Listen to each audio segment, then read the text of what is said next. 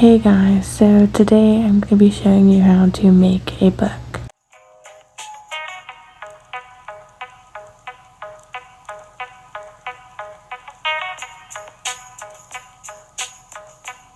And it does take quite a long time. I took a lot of it out, but in the end I think it took me maybe an hour or so, and it ended up looking gorgeous. It was very well worth it. So what I did was I had a lot of paper, and I had like thick paper, and so I split it into groups of 8 pages, and then I folded them in half, and I stitched a running stitch or a quilting stitch down the middle and tied a very small knot on the end. If you want to be fancy, you could use a plastic thread, or you could use like polyester and you can melt it.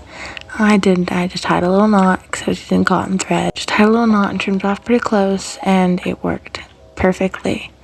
So once I have a line sewn down the center of all of my little packets, I put them in order of front of the book to the end of the book.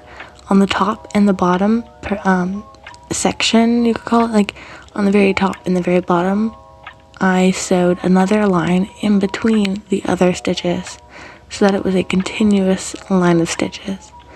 It looked like a back stitch if you've ever done that. I realized you probably could have used a back stitch, but I chose not to, and I just sewed a second line.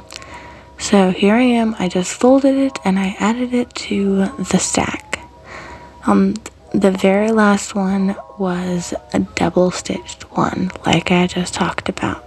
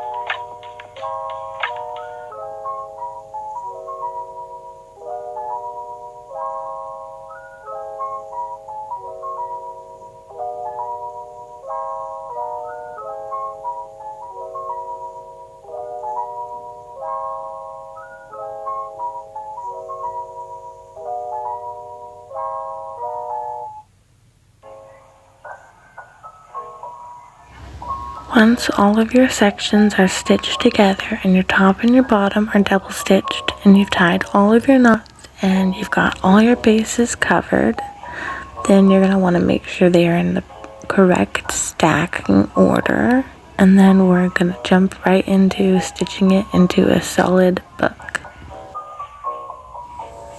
So now I've got all of my book pieces put together, and I cut a long piece of thread because I don't want to be tying knots in the middle of this.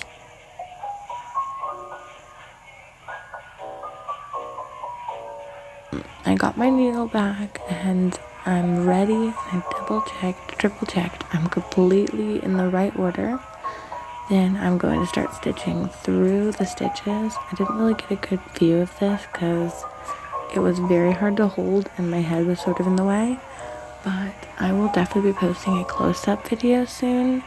So I essentially just went through the stitches that we had made earlier on the outside of the binding, and so I ended up doing that twice, one way from right to left and left to right, and it made X's, and it was very, very sturdy, and it still hasn't come apart, and it's been a couple days, but it worked really well just to go through the stitches, and I didn't have to poke through the paper anymore because the paper was already getting very poked.